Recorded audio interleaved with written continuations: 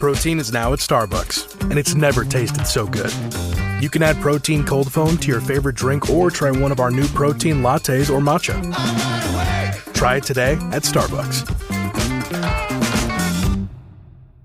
Ugh, you said you were over him, but his hoodie is still in your rotation. It's time. Grab your phone, snap a few pics, and sell it on Depop. Listed in minutes with no selling fees. And just like that, a guy 500 miles away just paid full price for your closure. And right on cue. Hey, still got my hoodie? Nope. But I've got tonight's dinner paid for. Start selling on Depop, where taste recognizes taste. List now with no selling fees. Payment processing fees and boosting fees still apply. See website for details. They say you should learn something new every day. Like how you should only drink Jägermeister at 0 degrees Fahrenheit. Ice cold. Like those frozen cavemen they find. Which makes you wonder, what would a caveman think of Jägermeister? Well, if you served it warm, he'd probably throw it in your face, say, "Unga boonga," and storm off. And nobody wants that. So drink it cold or not at all. Jägermeister. Damn, that's cold. Drink responsibly. Jägermeister liqueur, 35% alcohol by volume. Imported by Mast Jägermeister, U.S., White Plains, New York.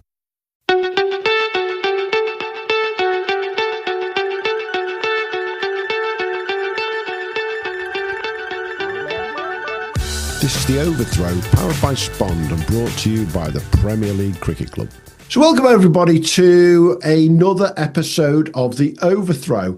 And joining us today, not only is my mate Mr. Newsom there cold once again. How you doing, bud? Very good, very good. But we've also got somebody who, by his own words, and I'm going to be very careful how I put this because I find it difficult to read and say, didn't make of his first-class career what he could have. The laugh says it all, but he's got on to be an absolute top-level coach, and in particular, top-level bowling coach, who's gone from coaching primary school all the way through to coaching at international level and basically everything in between. And joined us today, Mr. Stuart Barnes. How you doing, mate? Yeah, I'm very good. Thank you for that intro. It's always quite interesting kind of referring back to the start of the journey, but yeah, that you've nailed it. Well, I think based on some of the stories coming out of the Ashes, I think primary school and international cricket have a lot in common. I'm not going to get involved in all that kind of stuff. Still in the game, got to be careful. Yeah, absolutely. Yeah. Hey, that honesty, though, Stuart, in terms of your first-class career, and one of the stats that I love from your first-class career is that you almost took as many wickets as you got runs batting. You were really honest about, and I've heard you say it before, that you didn't do what you really should have, and I've heard you say it on videos time and time again, you didn't make the most of everything you had.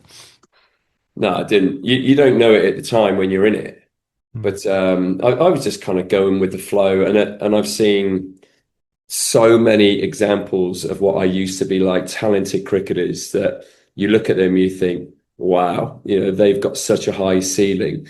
And I started playing cricket because my dad played it and I loved it, and I just watched and I copied and stuff like that, and I was pretty good at it.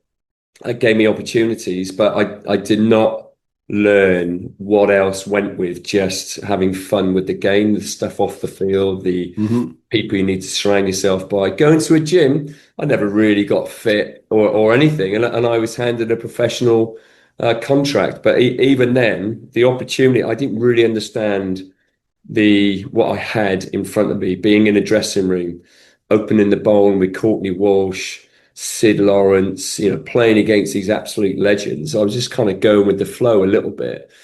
And then, like most people who don't really work things out, I need to do something about this to stay ahead of the competitors. My competitors were players my age, and I was like 19, 20 at the time.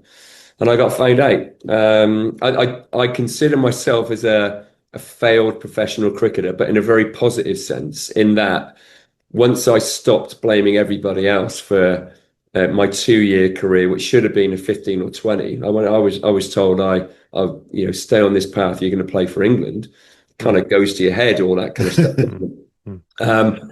Once I stopped blaming everybody else for the shortness of my career and suddenly looked in the mirror, I used that as fuel for my coaching career, because I vowed never to make the same mistake again, and to constantly review and evolve myself which, yeah, I'm pretty proud of the stuff that I've been able to do. So, yeah, that's me really.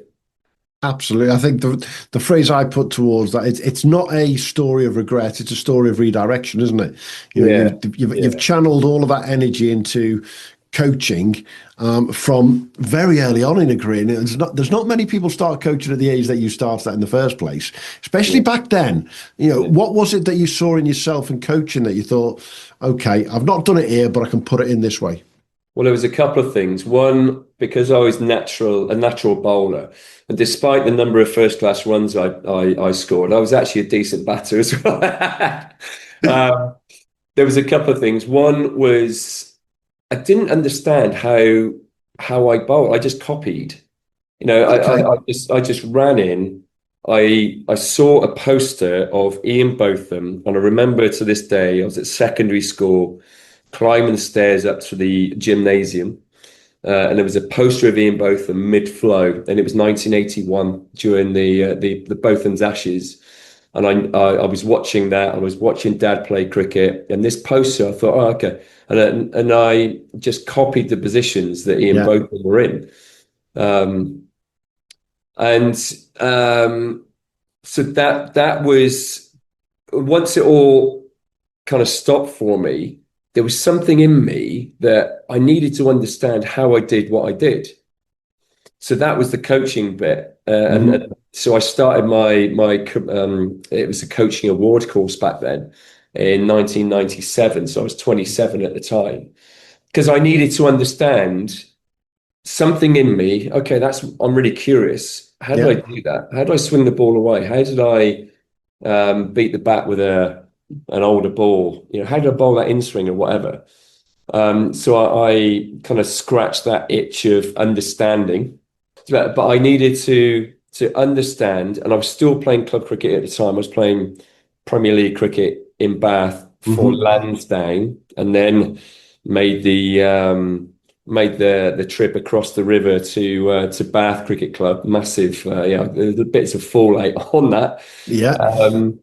So Even back then. I was still playing club cricket at the time and coaching.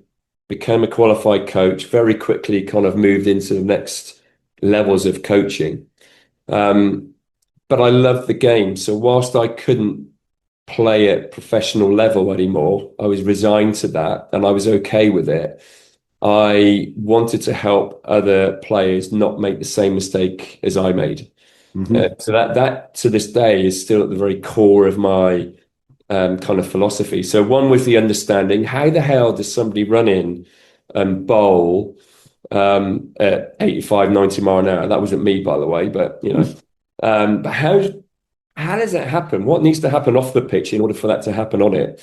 And like I say, the other bit was I want to help people, if that's their aspiration, help them, you know, learn from me, really. Do you think that if you took you back then and placed them into a pathway environment now, do you feel you'd have been able to achieve more? Okay, so the things that I think need to be in place for that to happen is, you know, I was inspired by my primary school teacher. I wasn't necessarily inspired at the time by my cricket coaches at professional level. They all meant good, and that they were doing and saying things that they honestly felt were in my best interest. But you need to be inspired, don't you, by people that are in front of you. And looking back, to answer your question, I think it's young cricketers are inspired by people that engage with them, smile, challenge, support them, have fun with them, have fun with the game.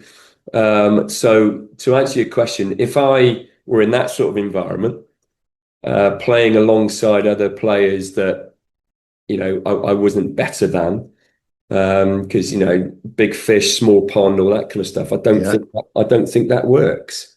So going into that environment, inspiration, coach well, coach simply, and amongst other kind of peers that were similar, I think anyone in that environment has a great chance. So if I were in that environment, I'd like to think that it may have turned out differently for sure. Yeah. I mean, I feel like the ECB and just coaching as a whole, and across all sports, what you just talked about there, the enjoyment, the smile, has really been pushed onto coaches to just remember these aspects of it, because most of us grew up with something similar to what you discussed. I wasn't involved in elite sport environment in that time, but there was a lot more shouting going on. There was a lot more picking the big lad. There's a lot more awareness about behaviour and how to make kids enjoy themselves now in coaching. It seems like, maybe it isn't the case, but I feel like that everybody's doing a much better job now. I'd like to think so. And, the shouting and bawling from the sidelines, that still takes place. Yeah. In every sport, unfortunately. Yeah, you're right. I remember doing some work overseas, and that's just the style. That's just what happens. And so you go into different cultures and things, and you respect that. Of course you do. But you as long as you're authentic with yourself, that's not my style. But it is other people's, and that's okay. But I'm really pleased to hear. I've not really had a part to play in the ECB coach education program for a long while now, but I'm really pleased to hear that actually fun, movement, laughter, smiles is an integral part of it for sure. Yeah. I think that's key from literally children all the way through to professional athletes these days, though, Stuart. And having been around a lot of professional stuff over the last couple of years and watched guys warming up before a game, I just look back to how it was 20 years ago to 30 years ago, and you can see the boys at Warwickshire, where you were last year, before every game, that warm up was all about having fun and enjoying themselves, and it just subliminally they are being warmed up at the same time, whereas we know 20, 30 years ago that just didn't happen, did it? No, it didn't. Science has given us a lot, and going back to I needed to understand how a bowler bowled a ball particularly at high pace. That was what grabbed me. Science has given us the understanding of, particularly around performance at Warwickshire level and first class level and international level. What does a human need to do in the 2 or 3 days leading into a match? What do they sleep, nutrition, psychology, all this kind of stuff. And on a match day, what you would have seen is the coaches and the support staff trying to take as much pressure off as possible, hence the fun bit. Football used to be the thing. I like football as an option, as a pre-match warm-up, because mobility, change of direction, teamship, fun, all this kind of stuff. But obviously there's been examples of lots of injuries, and so the football tennis thing has become a massive thing. It's at Edgbaston, but some teams still play football, and I think something like that, anything fun, competitive, taking pressure off, I think on a match day is really important. Yeah, and I think it's fascinating when you watch around the world and the country generally seeing these things. The variation that coaches have brought to this now from different cultures and different ways of going about it, it's quite phenomenal, to say the least. You when you get the 100 turn up at Edgbaston and you've got players from all over the world, you've got 20 different warm-ups going up in some cases, because they all want to do different things, don't they? Yeah, they do, yeah. So the match day warm-ups, there's an individual bit. So, 11 a.m. start, we all get there like at 10:30, breakfast or whatever. And then I'm out there from like 9:15. So bowlers kind of drip feed out to me to do their individual prep, and they might be working on, something or a conversation we might have had, or they might have had with somebody else, and they just want to come out and they just want to put some ticks in the box. It's more of a kind of a feel stroke comfort thing. I do think that because we turn up very early, I do think that there's a danger that players believe that it's a comfort thing. I sometimes think that less is more. So, the old school days of, God, I can't even remember what time we used to turn up, probably an hour before the start. I sometimes feel, all the work is done or should be done. So what you're doing on a match day, well, you're not topping up really, because you ought to have already done that. What you're doing is getting a feel for the ground, the wind conditions, have a look at the pitch, building a bit of a plan for your role that particular day. That's all you're doing really. But I sometimes think that actually doing 2 hours, being out on the ground 2 hours before the start, may be a little bit too much. But, again, it's how do you get players in the right mindset? Yeah. Some players like to do more. Absolutely. Some players like to do more, some less. So, yeah, they'll work it out eventually. Yeah. There's two on your website that you've got two testimonials from two who I think are very, very interesting players, Bo Webster and Sam Curran. I think they're probably two cricketers in the world who have probably got the most out of themselves. Sam Curran's a great example of someone who physically, from the layman's side of things, you wouldn't think is a guy bowling death overs in T20 cricket. He's 5'9", he's not rapid. I mean, he's sharp. I wouldn't want to face him, but he's, obviously his left arm, his batting just has gone through the roof recently. And mentally, fielding obviously is incredible. Yeah. And Bo Webster, you just look at Bo Webster's numbers. He's basically the best all-rounder in world cricket. He looks a bit weird, which I think is why he hasn't got picked. I mean, that is, if he looked like an orthodox cricketer, he wasn't, he's tall. I mean, he's massive, isn't he? I think he would have played for Australia for years. We'd have had him in the side for years. What's it like working with people like that? Well, you're right. They're just normal people with a gift. Yeah. They're normal people with a gift. If you have a conversation with them, just like everyone else, they like to have a laugh and a joke. And I think that the difference is there's a real steeliness. They know when they've got to turn it on. So I really enjoy. I used to be, so at the start of my coaching career, if I'm honest with myself, I used to be quite intimidated by the fact that I was working with international cricketers, and I just had 2 years of pro cricket under my belt.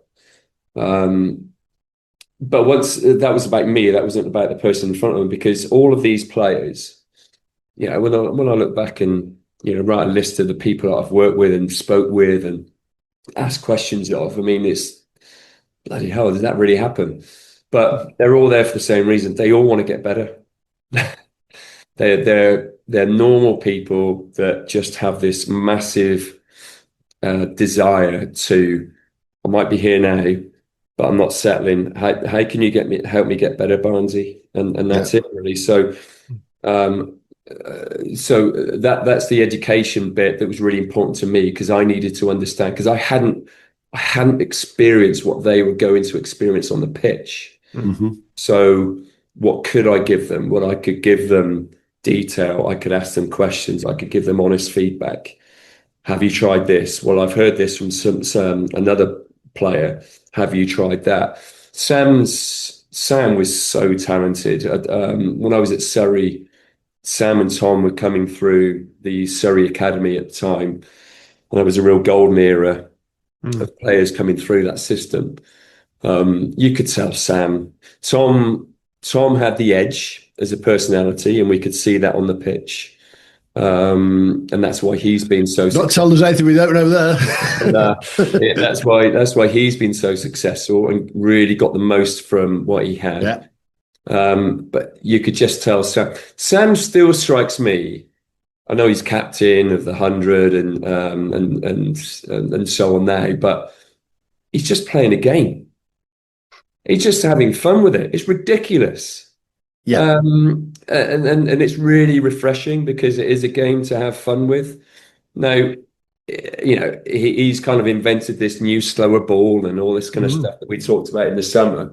And I look at that and I think it's absolutely great. So he's still trying to move forward as well, you see. And the people that put a ceiling on themselves, they think that's it. And my belief is you're getting better or you're getting worse. There's no maintaining, because if you look to maintain and you settle for what you've got, somebody else is working bloody hard behind you, and they'll come up So therefore you're going that way and they're going that way, sort of thing. And so examples like Sam slower ball. Me and Bo were talking about, deliveries and stuff in the summer. So these people, they're normal people, just with a drive that anyone can have within them. I honestly believe that. But some people put that into action, and others just, yeah, that'd be right. Score more with the college-branded Venmo debit card and earn up to 5% cash back with Venmo Stash. Got paid back? With the Venmo debit card, you can instantly access your balance and spend on what you want, like game day snacks, gear, tickets, and more. The more you do, the more cash back you can earn. Plus, there's no monthly fee or minimum balance. Sign up now at Venmo.com/collegecard. The Venmo MasterCard is issued by the Bancorp Bank N.A. Select schools available. Venmo Stash terms and exclusions apply at venmo.me/stash terms. Max $100 cash back per month. My day kicks off with a refreshing Celsius energy drink, then straight to the gym. Pre-K pickup, back home to meal prep. Time for my fire station shift. One more Celsius, gotta keep the lights on. When the 3-alarm hits, I'm ready. Celsius. Live, fit, go. Grab a cold, refreshing Celsius at your local retailer or locate now at Celsius.com.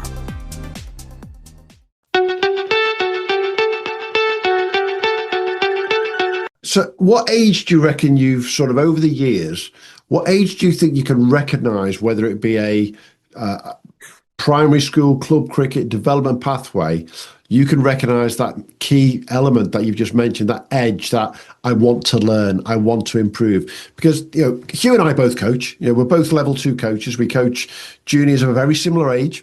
And we all know that every club's got this group of 13 to 15-year-olds where you might have 3 or 4 who really want to go on. You've got a great big fat middle, as I call it, who are all sort of, they just turn up and they play, and it's great because they then play rugby in the winter and all that type of stuff. And then you got the ones at the bottom we don't try and talk about sometimes. However, where do you find that edge come? Is there something that you see in these kids or all these pathway students and you go, that's a one? And it might be something that we're not seeing.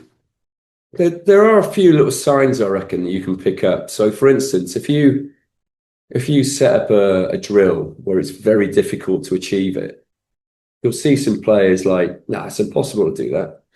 And you'll see some players that fail or not achieve whatever the drill. And it could be something as simple as hit a Yorker target. It could be a small Yorker target.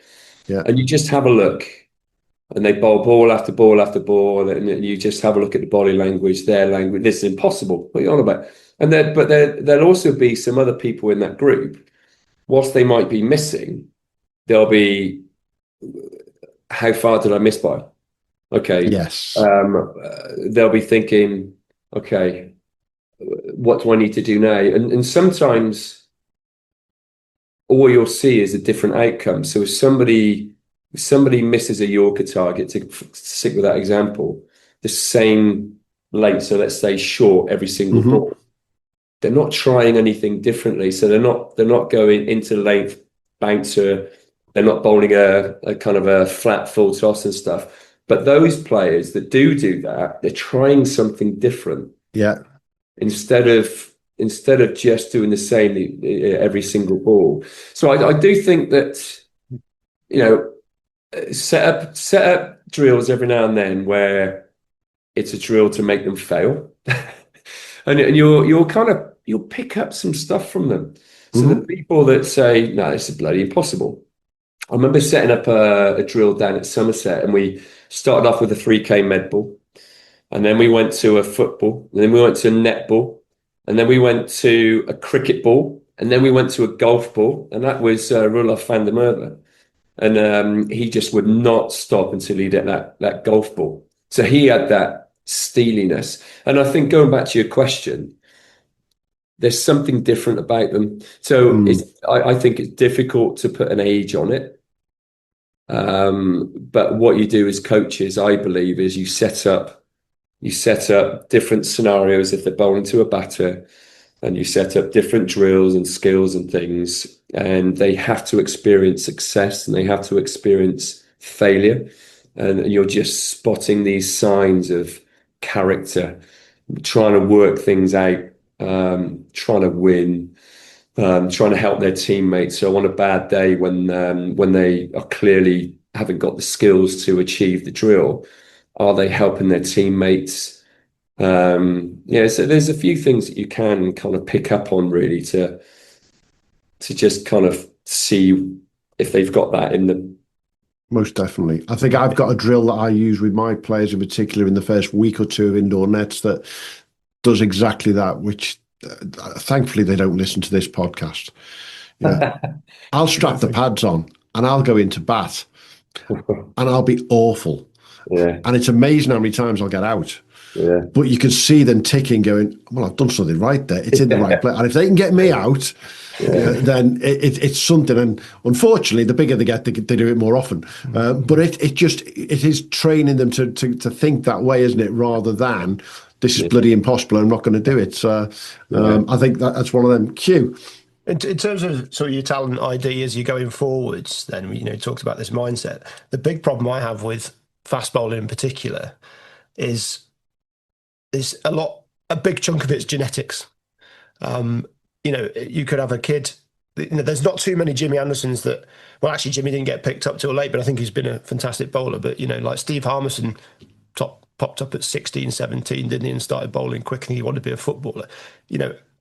I find it really difficult to look at a group of 14-year-olds and say, which ones are going to be the ones that progress on a fast bowling pathway, because they might top out at 5'5". They might not be able to bowl quick. I mean, I don't know how much of bowling quick, I suppose, is genetics and height and other aspects. What is quick? Well, that's right, yeah. I think there's an obsession with pace at the moment, and whether that's filtered down from the top, I don't know. But we know that pace makes things happen in matches at the top and all the way down through the pathway. So I believe, yes, genetics have a part to play, but that's all it is part to play. If this is where the long-term kind of view really comes into its own, I think. Because if you get hold of a bunch of players at 10, I don't think it's about ball speeds. I do think it's about movement, running well, running efficiently, running toward the target. It's about animal movements. It's about jumping, balancing, landing, being upright. I think that there's so many movement patterns that as part of a cricket program can be taught between 8 and 10. Because once you've got these movements in a player at 13, 14, 15, it's so much easier to train for pace if that's what you're looking for. But it's also so much easier to train for seam position and swing and accuracy and bounce. But if you've got a player that really kind of is a massive effort in their run-up, it's very difficult to actually do some work with them through the crease in order to increase pace. I think that every bowler has an optimum pace, their own optimum pace. And that is down to, physically, of course, technically, do they play multi-sports? I'm a massive fan of young players playing multi-sports, I'll be honest, because then it dives into that whole movement thing that I talked about before. I think that by the time a bowler gets to kind of 16, like EPP level, you're starting to kind of form opinions on could this bowler keep progressing with their pace? And by then, if they've done all the kind of foundational work, the emerging work, the tactical bit, by 16, I reckon you've got more of an idea. But I do think it's very difficult below that. And the only other thing to bear in mind there is that you can have an opinion on a bowler that, there's no way they're going to make it, but they're going through a growth spurt. Yeah. And so I do think it's really important that is built into the equation or opinion equation.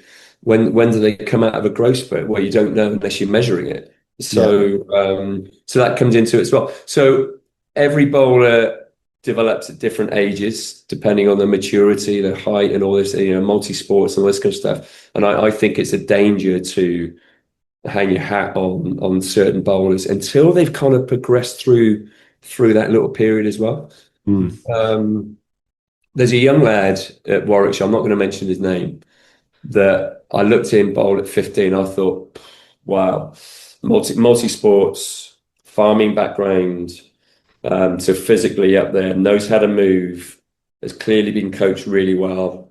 So I think it's really important that we have opinions. We don't just sit on the fence, but I think it can be dangerous to verbalise those opinions too early, really. Yeah. Pushing it forward then to, quite a lot of our audience of Premier League cricketers failed potentially, want to be professional cricketers, so that they're obviously there's 7,000-8,000 of them, so we can't all be professional cricketers, unfortunately. But like 19, you've got the county pathway, under 18 stops at 18. Actually, it's now 19, isn't it? It's pushed forward a year, but you've dropped out, you've not had your contract, you're a seamer. If pushing it forward, somebody like yourself say, okay, I'll ring up the phone, Stuart, can you help me? Are people able to go from, with a more intense focus on their bowling at that age, do you know what? I want to have another go at this. I'm bowling, I don't know, let's go at 75 miles an hour. I'm not super accurate. Would you say the majority of people would be able to come to you? This isn't just a self-view, but a bowling coach with that real focus and go, actually, I'm going to improve X amount to be able to have another crack at it. I think if somebody's got the aspiration, then they can achieve anything. If somebody's got the ambition and they are willing to be honest with themselves and work with somebody that could point them in the right direction, then I honestly believe that is still possible. The way that it would need to work, in my opinion, is you need to profile, what's the starting point?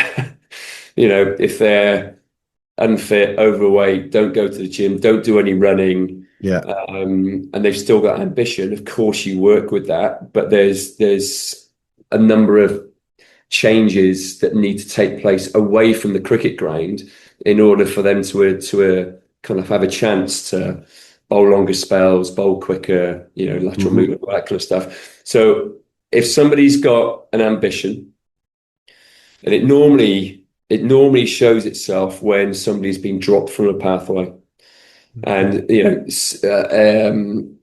something has happened to them that has hurt them. For me, it was I got sacked as a pro cricketer. So if somebody doesn't get selected or deselected from a pathway, or deselected from the third team in club cricket, and it's hurt them, if they've got something that really mattered to them and that's been taken away, and they say, right, that is enough, I think that anything is possible. But what's the start point? What is it you do want to achieve?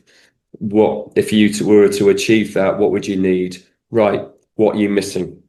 Now let's start putting those things in place. I honestly think it's as simple as that. It's not simple, but you just need to work. What am I missing? Why has that been taken away from me?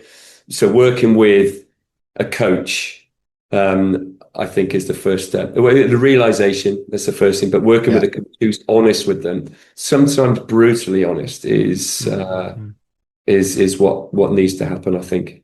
And that want and need in particular starts at an early age. You've got to have that from the players that you're working with.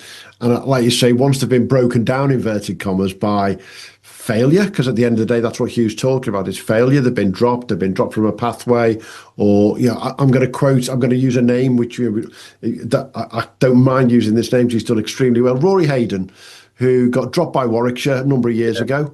And then 3-4 years later, he's now signed a 2-year contract. He's worked hard non-stop through that period, 2-year contract with Derbyshire. Couldn't be more thrilled for someone like that. And it's obviously that attitude to go from that failure, because I'm sure he'd admit that, to where he's got to today that makes the difference, isn't it? Yeah, I love that. I love stories like that. But again, that's where you're right. I think that something's been taken away that really hurts, then all of a sudden it start flowing. Use me as an example. I was told I was going to play for England, like all the way through from 14, 15. So I'm always conscious of the language you talk to the players, because I didn't have to work hard. On reflection, I did not have to work very hard to get a pro contract. Things are really different now, but when it started getting difficult, I hadn't experienced that before.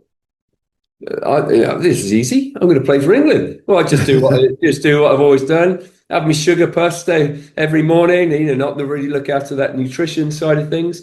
I'm very wary of the language. You don't promise anything. You say, right, well done. Tomorrow we go again. But promising something down the line, I think, can be quite dangerous, because then it's like, well, I'm really talented. I know that. It's like a 6 foot kind of 80 kilogram 15-year-old rugby player playing against other 15-year-olds that are nowhere near that. So of course you're going to be outstanding. It's no different. So being told you're going to be brilliant, great, all that kind of stuff can also have a detrimental effect, because it's delusional. Yeah, well, I think that comes back to that honesty. Yeah. I hear it a lot. If kids have been dropped from pathways or teams or whatever, it very rarely, I'm hearing it from parents, not children on the whole, it very rarely is the child's fault as such. It's not their fault, but it's nearly always the face didn't fit, this didn't happen, that didn't happen, I didn't get a chance, didn't get this, that and the other. And in some cases that will be right, but it can't all be right. Actually, if you, like you say, if you're just honest with yourself, okay, this wasn't working. Okay, how can I get better? That's the route, isn't it? Back in. Just pushing it forward then, I'm going to take, after we talked about the 19-year-old drop from a pathway, what about your 25-year-old, your 26-year-old, Premier League player, maybe never been on a pathway, just enjoying his cricket, doing very well. Is there, do you think, still a route into the professional game for somebody like that? I think it's more challenging the older you get. So where are the opportunities? The opportunities at the moment is doing really well in club cricket and getting an opportunity in the Metro Bank. There's an opportunity, particularly counties that have a number of players that go to the 100. They're looking to top up really with, it's not big squads, but number of players going to the 100. There's your opportunities to potentially, if you're going really well in club cricket, to get a Metro Bank gig. And we've seen it a few times, a number of, Notts, Somerset, there are examples of that. How does that happen? Well, you do really well in club cricket. Well, how do you do really well in club cricket? Well, you have to have a bit of knowledge about, I'm an opening bowler, Premier League cricket. How often do I need to bowl during the week in order every Saturday I'm fit, firing, ready to go? You probably need, a couple of training sessions in there, 2 bowls in a week. You also need to understand, right, what do I need to keep adding to my game? So you play on a Saturday, what went well, what did I find challenging? What do I need to add to my game this coming week, sort of thing. And that's how you piece together a program. How often do you need to run? So all of a sudden, technical, tactical, physical, mental, lifestyle wise, for your 26, 20, 27-year-old club cricketer, it's absolutely not impossible. And it doesn't have to be that detailed. I think simplicity is genius. What's the one thing this summer I need to improve on? Well, I know that I'm bloody good with a new ball in my hand and I can swing it. How good am I when the ball is old, not doing anything? How good am I bowling at the death? How good am I at bowling to the batter or getting the in batter off strike, so I bowl more balls at the batter that I really want to bowl to? So bowlers might be really good and they're performing really well in club cricket, but are they still looking to add to their game like Bo Webster and Sam Curran and all these guys? And we're talking about slightly different levels, but we're talking about exactly the same thing. That's it. 100% agree with that. And I think the key for me is when you look at what's been happening in the last 2 years, in particular with the Metro Bank, we described it, and we've said it 1,000 times before, as Gilo ball to start with, because Worcester were the first on the tree. They took Tom Hinley, they took Tommy Sturgis, a fast bowler, into Worcester in 24. And then in 25, we just saw so many other counties bring these players through. In the winter between the two, you guys at Warwickshire brought Zen Malik in. Brilliant to bring him in there. We saw the guys all over the country, whether it be Nikhil Garantler at Surrey. But it does seem to be not fast bowlers generally. It tends to be batters and spinners. Is that because, do you think, the pro game, they want those, what would I describe it, that control over their fast bowling squad from an early stage, and they want to be able to tease the overs out of them during the long season as it is, because they don't look down to the Premier League, as far as I can see, for fast bowlers as much as they do batters and spinners? Yeah, I mean, I wasn't in a position to be able to do that myself, so I was relying on eyes and ears from everybody else. The impression I get is there are bowlers out there. 100%. There are bowlers that, given an opportunity, and an opportunity might just be a conversation. An opportunity might also be coming in and do some 12-man duties with the first team, bowling at lunchtime. An opportunity might be a second team game. I don't know. I do think that going back to what we touched on immediately at the start, I wonder if the slight lack of long-term programming could be part of the reason why. Because we're all looking for those shiny objects, aren't we? We're all looking for those bowlers. Adam Sylvester last year, he turned up at lunchtime and I got the gun out. He was bowling 84 miles an hour on my gun. Now, he was plucked from club cricket. He had trial elsewhere and all this kind of stuff, and it's not worked out for him. But if Adam was there are going to be other players out there. I just think maybe it just needs a little bit of commitment to get some eyes and ears out there. I remember playing club cricket when I was a pro, and after it all finished, there were county coaches watching club cricket. And Steve Perryman, I've met him a couple of times for a coffee. What a man. He and Abbas used to go and watch club cricket every Saturday. And I think maybe there's an opportunity that's being missed there now, with coaches not or counties not having a presence. It doesn't have to be the top end coaches, just having a presence, because you're relying on other people with their own opinions, really. It's the age-old setup in football for ever has been the scouting network, hasn't it? And we know this. And I can remember amateur football in Liverpool in the 1980s, and you'd stand on, this is the top level amateur football. You could stand on the sidelines and my dad would say, that's a Liverpool scout. And you just knew they were there. And there was so many of these guys around the country. I know they used to be there in cricket in the late 80s as well, when I was playing in the Bolton League. But they're the ones, as you say, they've disappeared, and we don't see them around the grounds. And if I take it all the way to the very top, look what Darren Lehman said during the winter. He can't remember seeing a selector at Northampton last year or see, and that says a hell of a lot if you're not spotting these players. I'm a big believer that MV play, frog box, and all of those things are brilliant, but until you see someone on the ground, that's a different ball game altogether, isn't it? Particularly with bowlers. With bowlers. Yeah, I think you're right. With technology, has given us the opportunity to watch club cricket from the sofa, but we can't underestimate being there. It's just that making that effort, really, isn't it?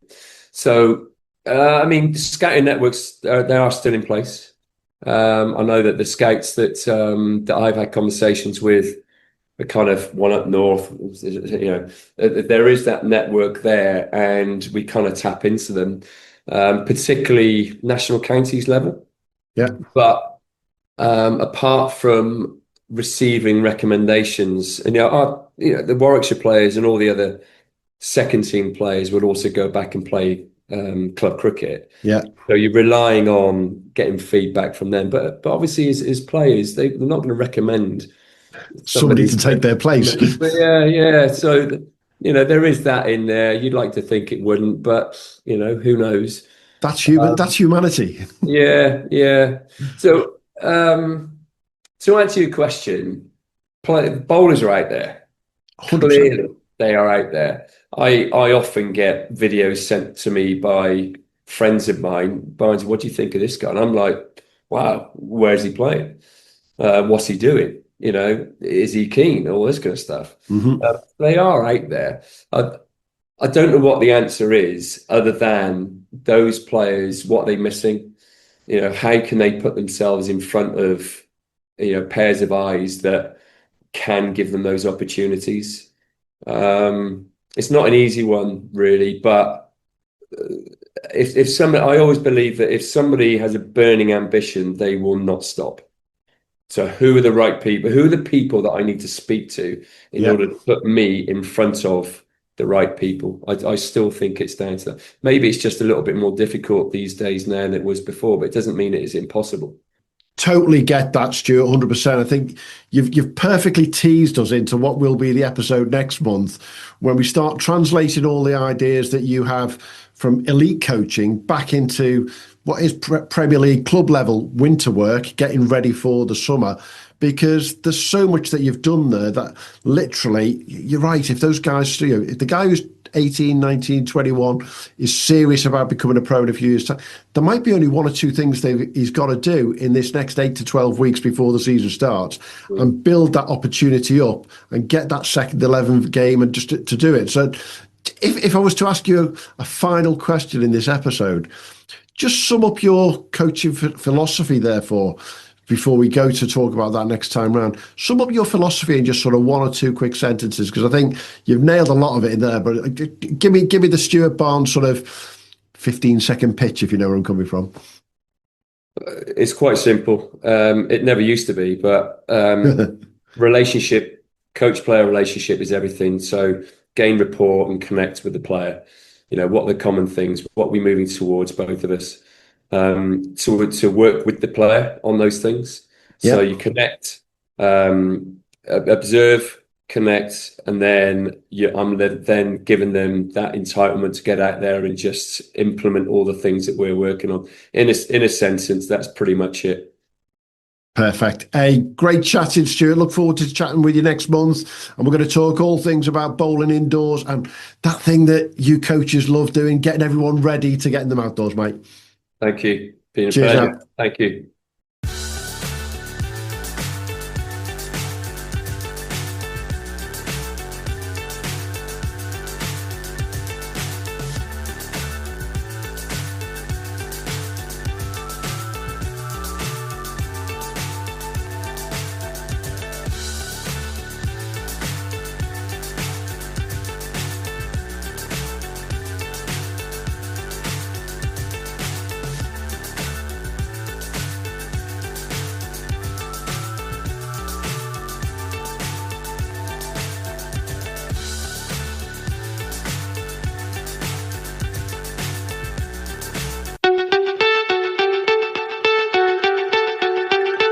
It's tax season, and at LifeLock, we know you're tired of numbers.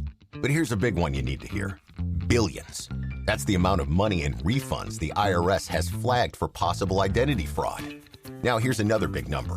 100 million. That's how many data points LifeLock monitors every second. If your identity is stolen, we'll fix it guaranteed. One last big number. Save up to 40% your first year. Visit LifeLock.com/podcast for the threats you can't control. Terms apply.